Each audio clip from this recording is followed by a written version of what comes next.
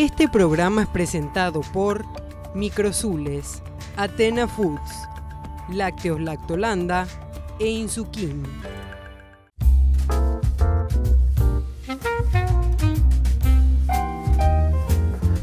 ¿Qué tal, Rodrigo? ¿Cómo estás? Bien, vos, Martín. Pero muy bien, bienvenidos todos a esta nueva entrega de Toda la Parrilla aquí en Canal Pro. Estamos comenzando, amigos, el programa. Hoy vamos a hablar de un tema muy interesante. Vamos a recibir al economista Manuel Ferreira y vamos a estar hablando de economía. Así mismo, me parece un tema súper importante que tratar hoy en día, como para saber qué está sucediendo en la región misma, ¿no? En la región, en el mundo, sí. Exactamente, en una situación tan globalizada, hechos que ocurren en otras partes del mundo, que impactan en la economía local, como tú decías, Argentina, Brasil, en una situación muy especial, con sus monedas que se han devaluado mucho. Aquí también el guaraní se ha depreciado con respecto al dólar. Son temas realmente muy importantes, no solo para la producción, sino para la gente en general. Totalmente, ¿no? Creo que influye directamente en todos los servicios, todos los productos. Esto me parece algo que hay que ver cómo solucionarlo o qué hacer, ¿no? Exactamente, o qué podemos esperar para adelante. Así mismo. Si estamos próximos a encontrar estabilidad o no, cómo está la situación económica en general del país. Y sí, porque si no deja mucho la especulación y la gente queda como con una incertidumbre, ¿no? La verdad que está bueno saber un poco más para mirar más adelante. Y la posibilidad de conversar con alguien que entiende mucho de este tema creo que realmente promete. Así que si te parece ya arrancamos. Me parece genial, arrancamos. Comenzamos, amigos, Toda la Parrilla aquí en Canal Pro.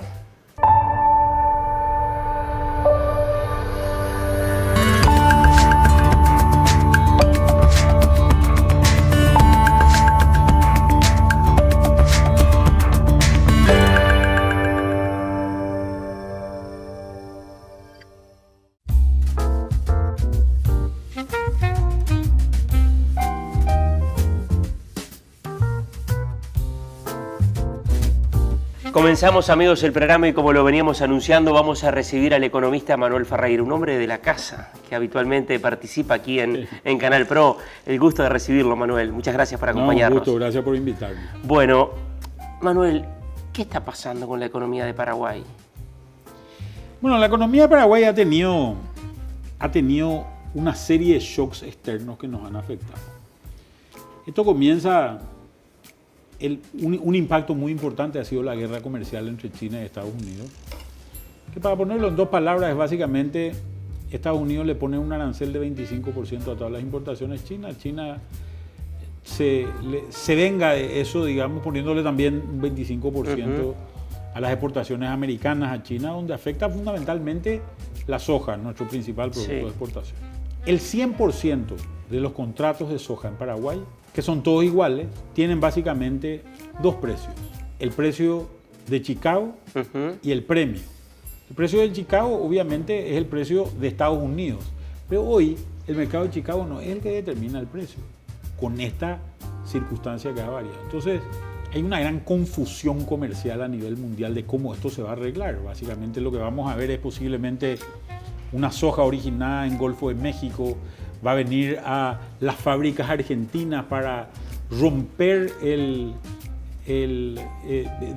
certificado de origen y poder convertir eso en aceite y en harina que van a ir con certificado de origen argentino, ¿verdad? Claro. Entonces, evitan de esa manera pagar ese arancel que le están imponiendo los chinos. Pero hoy es el peor momento de esto. Hoy es el momento donde la polvareda está toda levantada. No sabemos, hay una gran confusión y no sabemos hacia dónde va a disparar el mercado. Posiblemente esto se vaya arreglando en un futuro y se tengan que reordenar estos flujos también. Mucho subsidio que va a ir seguramente a la producción americana. Y si hay subsidio al país que más produce soja en el mundo, posiblemente lo que vamos a ver es un excedente de soja que nadie lo va a consumir. Claro. Manuel, ahora, pero la situación hoy de la economía de Paraguay, uno cuando está aquí durante los días que estamos preparando el programa, conversando con diferentes actores, lo que le transmiten es la economía está en una situación está parada, hay como cierta expectativa de ver qué es lo que pasa. ¿Eso lo origina Estados Unidos y el problema de la soja o lo origina un tema interno hoy de la economía de Paraguay? Bueno, lo que pasa, como te decía, nosotros hemos recibido shocks externos. este shock ha afectado el precio de la soja. Tuvimos un shock climático que hizo que perdamos 2.300.000 toneladas de soja. El productor tiene menos producto para vender a menor precio. Claro. Su facturación ha caído de manera significativa. A eso le tenés que sumar, Argentina devalúa 140%, Brasil devalúa 25%, nosotros 8%. Entonces, ¿qué pasa? Paraguay se encarece relativamente. Perdimos competitividad. Claro, Paraguay se encarece relativamente a los vecinos. Estos argentinos que los veíamos en los restaurantes, que los veíamos en los shopping centers, comprando en el aeropuerto, etcétera, etcétera, desaparecieron. También desaparecieron los brasileños de la frontera con Brasil. Y ahora no estamos yendo los paraguayos, ¿verdad? Porque nos estamos dando cuenta que los productos del otro lado de la frontera están más baratos que acá. Claro. 2 de cada 3 paraguayos viven a menos de 20 kilómetros de una frontera. O sea, somos fronterizos. Por tanto, permanentemente en fronteras tan permeables como las que tenemos, arbitramos precios. La gente busca lo que le es más barato. Y esto se traduce en que el dueño de una tienda vea que le caen 30% las ventas, o el dueño de un restaurante vea que se le vaciaron los clientes, el dueño de un supermercado vea que han caído las ventas, etcétera, etcétera. Esta es la crisis que se nota en el sector comercial, y también a eso le tenés que sumar que la crisis del sector agropecuario ha hecho que haya menos carga, por ejemplo. Al haber menos carga, obviamente se perdieron 150.000 fletes. En cada flete que se pierde, un camionero pierde 400.000 guaraníes. Ese flete hace que el camión no cargue combustible. Ese camionero que no circula por la ruta hace que no compre una chipa o no compre una hamburguesa, claro, por el camino, o una Coca-Cola, ¿verdad? Entonces, todo esto genera un impacto que se derrama hacia el resto de la actividad. Claro, y eso es lo que estamos sintiendo hoy, ¿verdad? El problema, más que la devaluación, es la inestabilidad. Esa inestabilidad en la región la está dando Argentina, fundamentalmente Argentina. Brasil también es una fuente de inestabilidad, pero un poco menor que la Argentina. ¿Qué es lo que ocurre en Argentina? Hay un problema serio de confianza. El peso cambió de un tipo de cambio de 19 a principios del año 2018, hace un año, hoy está en valores de alrededor de 45. Sí. Y con una fuerte inyección del Banco Central para que no se dispare más. Y con todos los acuerdos que hubo con el Fondo Monetario, claro, y ese tipo de cosas. Entonces, ¿qué es lo que ocurrió? Los argentinos, el Banco Central argentino ha secado la plaza de pesos. Si no tenés pesos, ¿cómo compras dólares, ¿verdad? Hoy los pesos que tenés son casi suficientes solamente para mover el comercio y las actividades económicas en ese país, pero no ya para comprar dólares. Por tanto, en algún momento dado, y posiblemente en el segundo semestre, veamos y esperemos verlo, ¿verdad? Una estabilidad, una mayor estabilidad del tipo de cambio, sobre todo en Argentina, y eso va a impactar al real, que también está teniendo que devaluar porque o si no pierde en su comercio regional con Argentina, que es su segundo socio comercial muy grande para ellos. Y obviamente para nosotros. Entonces posiblemente veamos un segundo semestre de este año con un dólar un poco más calmo de lo que vimos durante el primer semestre. Esperemos que eso sea así.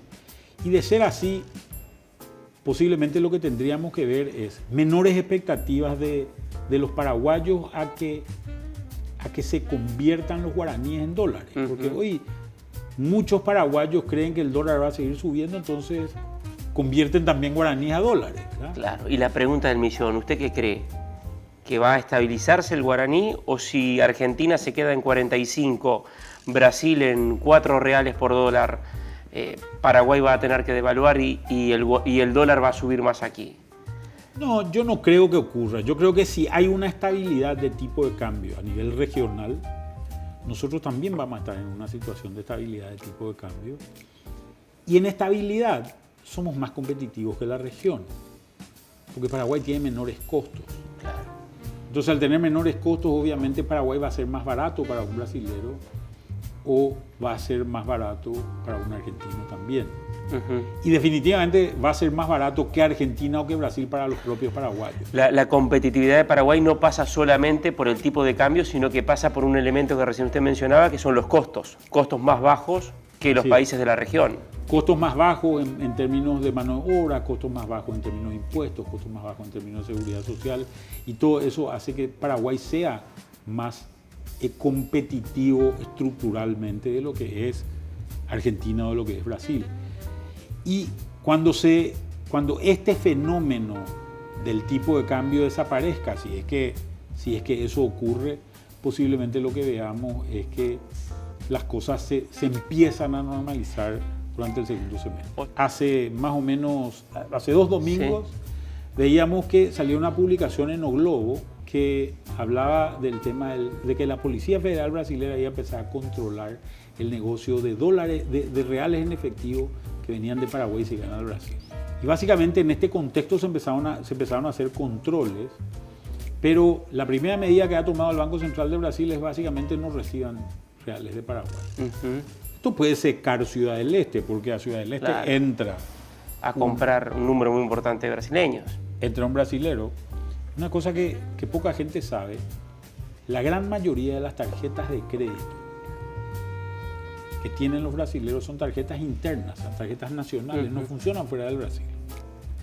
Un porcentaje muy pequeño de brasileros son los que tienen tarjetas que funcionan fuera del Brasil. Internacionales. Por tanto, con una tarjeta de crédito no puede venir un brasilero a comprar en Ciudad del Este. Viene con efectivo. Viene con reales. Cambia los reales o en la calle, en una casa de cambio o algo así, o directamente paga el producto que compra en reales. Y el que hace la operación de cambio es la tienda, ¿verdad? Eso se concentra en casas de cambio. Esas casas de cambio después pasan ese dinero a los bancos y los bancos lo vuelven a remesar y empieza a generarse ese círculo. Este círculo se puede romper. Y eso nos puede complicar. Y eso nos puede complicar porque no va a haber dinero para mover la frontera con Brasil, ¿no? Manuel, lo invito a hacer una pausa. Se fue volando este primer bloque y ya seguimos conversando porque obviamente es un tema muy interesante, muy importante, que tiene incidencia en toda la actividad económica del país. Una pausa y ya seguimos. Seguimos. Ya continuamos, amigos.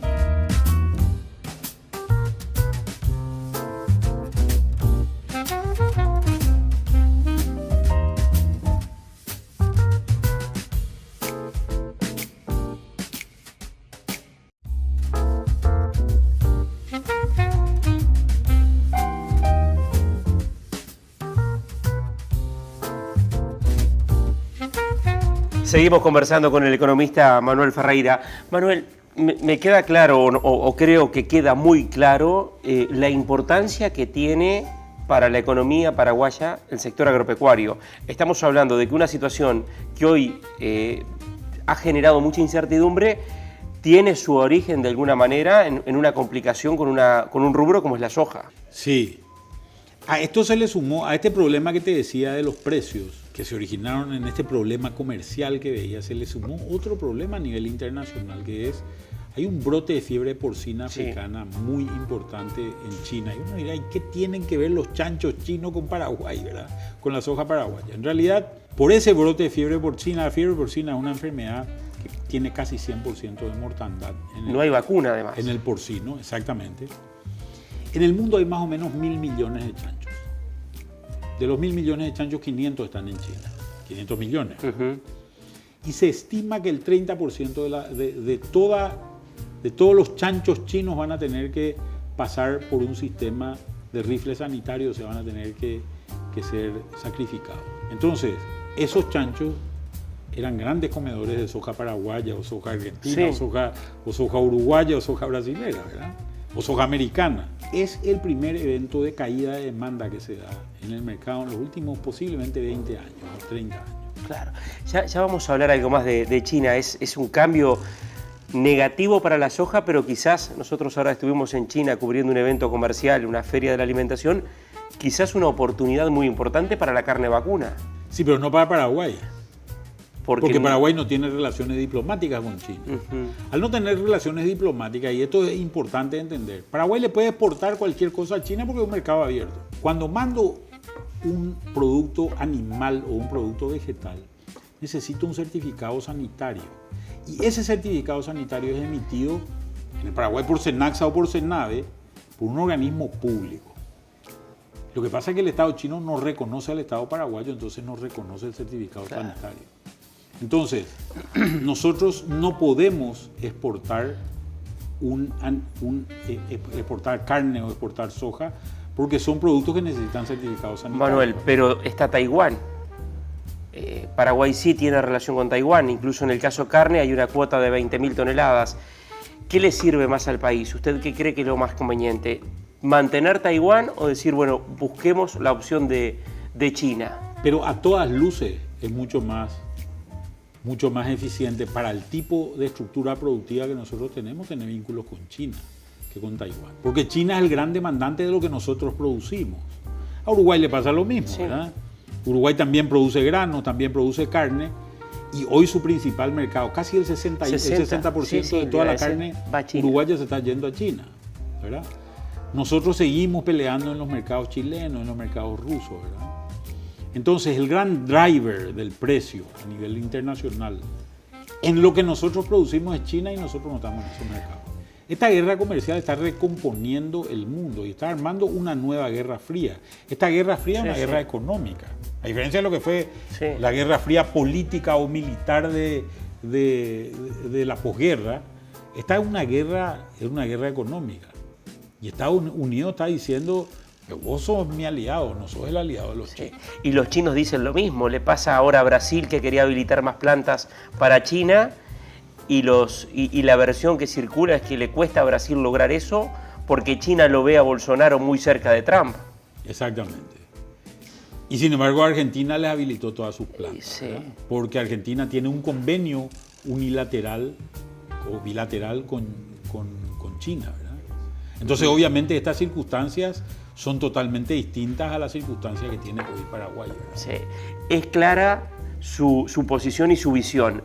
La oportunidad de Paraguay está en lograr un acceso comercial a China, por lo que significa China y por las características naturales que tiene el país. Claro, pero tampoco no tenemos que basarnos en una expectativa que posiblemente no es realizable. Podríamos pensar en otras cosas, pero en realidad hay muchas cosas en qué pensar. En carne podría pasar lo mismo que pasa en soja. ¿Qué es lo que pasa hoy en soja? Nosotros exportamos granos a Argentina bajo el régimen de admisión temporaria argentino. Esa soja paraguaya, que tiene mayores niveles de proteína que la soja argentina y por tanto le levanta el nivel de proteína, entra a un proceso industrial y separan y convierten en aceite y harina. Ese aceite y harina ya tiene un certificado sanitario argentino, porque es procesado en la Argentina, con insumos paraguayos, pero procesado en la Argentina. Ella no tiene ningún problema en entrar a Chile. Claro. Si este mercado argentino se cerrase, Paraguay perdería entre 18 y 25 dólares más o menos de precio por tonelada. Multiplicado por la cantidad de toneladas es muchísimo dinero. Es muchísimo dinero, exactamente. Entonces sería un impacto muy fuerte para la producción paraguaya. ¿Y en la carne qué se imagina? Porque usted me decía recién, podríamos tener un modelo similar para la carne al de la soja. Usar un frigorífico uruguayo que tiene exceso de frigoríficos con hacienda paraguaya para la faena, ¿verdad? Y va como carne uruguaya, ¿verdad? En realidad, y aprovechamos ese tipo de cosas.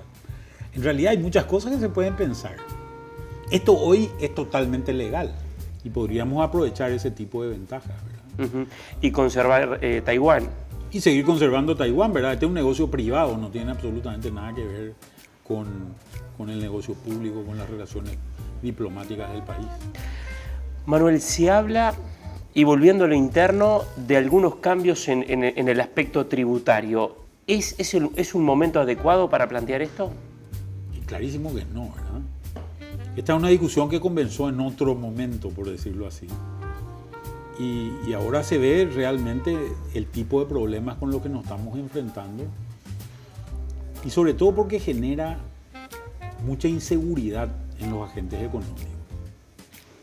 Porque en realidad el grupo que está discutiendo la reforma tributaria es un grupo relativamente pequeño de gente, ¿verdad? Hay un grupo del sector privado, hay un grupo del Ministerio de Hacienda, ahora esto se amplió a los parlamentarios, pero por ponerle un número, no hay más de 300 personas que han discutido estos materiales. el empresario que no está involucrado en el gremio, que no está directamente, pero que va a tener que pagar el impuesto el día de mañana, tiene una gran zozobra de qué es lo que va a pasar. Y cuando uno no puede predecir el futuro, ¿qué es lo que hace? Se frena. Se frena y actúa conservadoramente. Entonces tiene el freno de mano puesto y dice, no, yo no voy a invertir, vamos a esperar a ver qué pasa. Y escucha partes de lo que es el negocio, escucha partes de lo que es la reforma y todavía no hubo un proceso de comunicación transparente, expansivo, universal, por llamarlo de alguna manera, ¿verdad? Entonces es una discusión que obviamente genera ese tipo de zozobra. Cuando vos ves que tus precios están bien, que tus ventas están bien, esa preocupación es relativamente limitada. Ahora, cuando encima de que tus precios están mal, encima de que tus ventas cayeron, tenés que estar diciendo, y encima me van a cobrar más. Porque eso es lo que uno lee en la prensa, claro. Eso es lo que ve en los medios, y eso impacta, ¿verdad? Impacta en básicamente las actitudes que uno tiene. Manuel, hacemos una pausa y encaramos el último tramo del programa y ya seguimos conversando de todos estos temas. Una pausa y ya continuamos, amigos, aquí en Toda la Parrilla.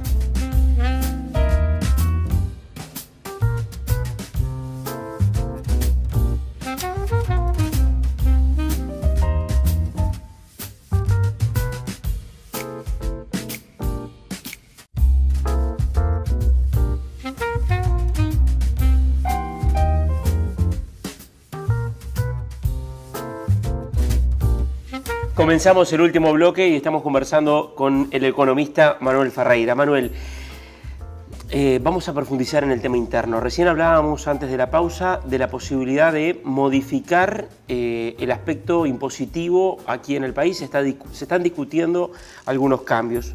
Tú decías claramente que no es el momento para hacerlo. ¿Cómo ves al gobierno, la política económica, la conducción que lleva adelante en este momento el Ejecutivo en esta situación regional, internacional, interna?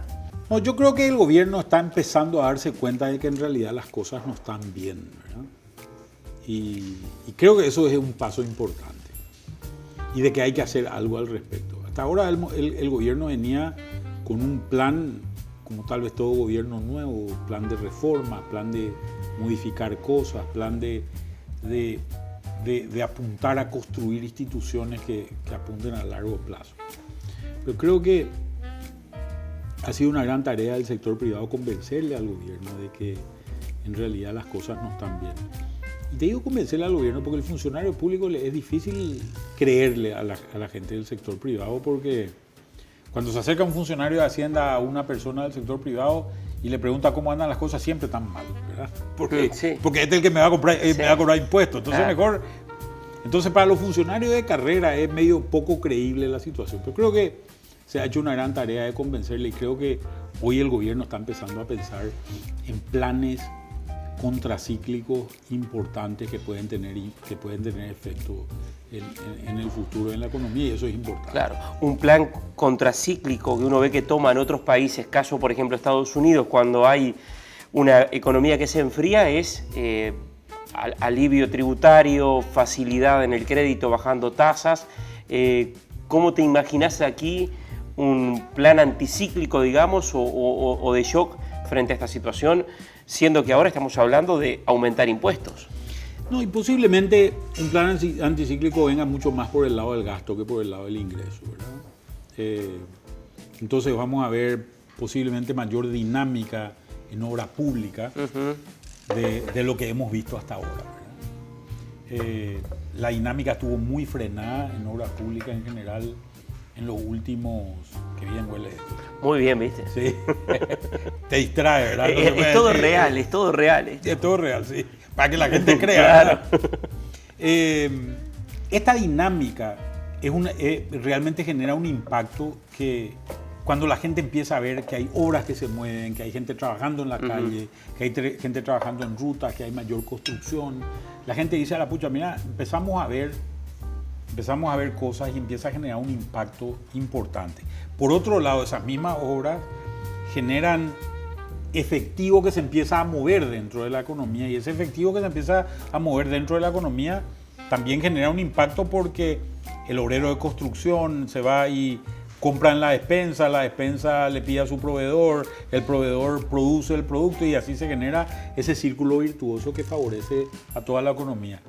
Este es el gasto contracíclico que seguramente vamos a ir viéndolo bastante más detallado durante el segundo ciclo. Pero también hay otros aspectos, ¿verdad? Hay un aspecto financiero que es un aspecto importante de tenerlo en cuenta. Acá hay que refinanciar deudas de algunos sectores, sobre todo el sector agropecuario, que ya venía endeudado por la caída de precios anteriores y entonces no es que se le perdone la deuda, sino es que se reestructure, claro, se estiren los plazos y posiblemente se bajen las tasas, ¿verdad? Claro, eso para la agricultura.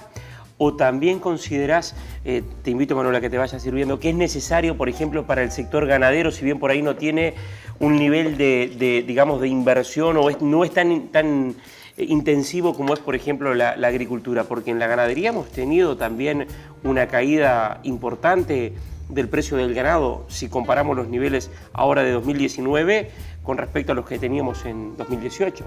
Sí, el precio del ganado ha pasado de $3.3 por peso sí, carcasa a 2,65, sí, más o menos, que es el número que tenemos hoy, ¿verdad? Esta situación básicamente genera un impacto. Tenemos que sumarle un punto. La deuda del sector ganadero es casi 1.600 millones de dólares. Cuando vos dividís la deuda entre la cantidad de hacienda que tenemos una deuda de más o menos $112 por cabeza, ¿verdad? Y estamos vendiendo una cabeza de ganado de novillo gordo más o menos a $600. Sí, te iba a decir $500, $600. $600 más que 500, ¿verdad? Entonces, ¿qué es lo que estás viendo? Que casi el 20% se debe. Del animal que estás vendiendo lo tenés que salir a pagar al banco. Y entonces también el ganadero está apretado. Y fíjate cuál es la situación en la que estamos hoy. Ha llovido muchísimo. Y ha llovido y se han anegado muchos campos. Estos campos que se han anegado son básicamente campos de cría. Claro. Estamos por entrar a la época de parición. Mediados de julio más o menos entramos en full ya en época de parición. Y vamos a empezar a ver que si no baja el agua van a haber terneros que van a caer en el agua. Ternero que cae en el agua es ternero muerto, ¿verdad? Manuel, ¿y te imaginas, es muy importante este tema que estamos hablando, el tema del endeudamiento, y te imaginas que el acuerdo es, porque obviamente aquí hay una decisión de los bancos o una decisión del gobierno de intervenir en un negocio entre privados, entre el productor que tomó el crédito y el banco que se lo dio? ¿Cómo te imaginas una refinanciación? Bueno, las refinanciaciones se hacen a partir de la normativa que el Banco Central le impone al Banco Comercial, ¿verdad? Salió una normativa el lunes pasado donde básicamente decía que aquellas personas o empresas que hayan estado al día en sus deudas al 31 de diciembre del 2018, los bancos le van a poder refinanciar capital más intereses devengados a la fecha de la refinanciación. Esto funciona en la medida en que no le haga previsionar a los bancos y en la medida en que le deje a los bancos retirar utilidades, si no los bancos no van a tener interés, claro, en hacer esta refinanciación. Ese es un problema. Esto te permite hacer la refinanciación. Ahora tenés que ver el plazo y la tasa. Ahí hay que calzar al banco, hay que darle dinero al banco como para decir, vos ahora tenés plazos y tasas.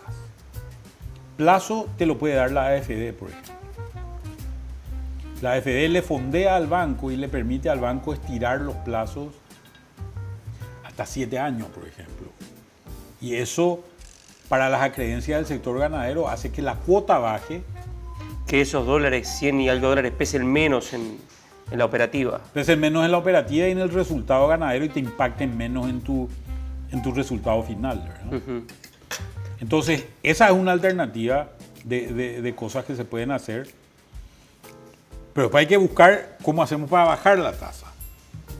En la medida que haya escasez de dólares, la tasa no va a bajar. Y el Banco Central ha venido haciendo algo. Ha venido vendiendo dólares. Sí. Cuando vos vendés dólares, retirás guaraníes. Cuando retirás guaraníes, achicás la cantidad de dinero. Para evitar que suba el dólar. Claro. Por esta expectativa que tienen los agentes, como te decía anteriormente, de que el dólar va a subir. Pero al vender dólares achicás la cantidad de guaraníes. Porque cambiás los dólares por guaraníes, ¿verdad? Entonces, al achicarse la cantidad de guaraníes, el efecto final es que no hay plata en la calle.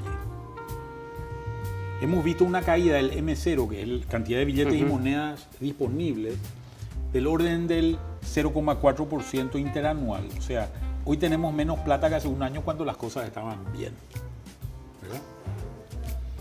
Y tenemos una inflación en el orden del 3%. El objetivo de política monetaria es de 4%. Cuando se baja por debajo del 4%, no es que el Banco Central está haciendo un buen trabajo, el Banco Central está errando. Sí. Porque su objetivo era de 4, no era de 3. Más allá de que las bandas son muy anchas, ¿verdad? Es más menos 2, o sea, es entre 2 y 6. Es una economía que se enfrió de alguna manera. Claro, pero entonces tenés que levantar un poco la inflación. Tenés que apuntarle a levantar un poco la inflación. ¿Cómo le apuntás a levantar un poco la inflación?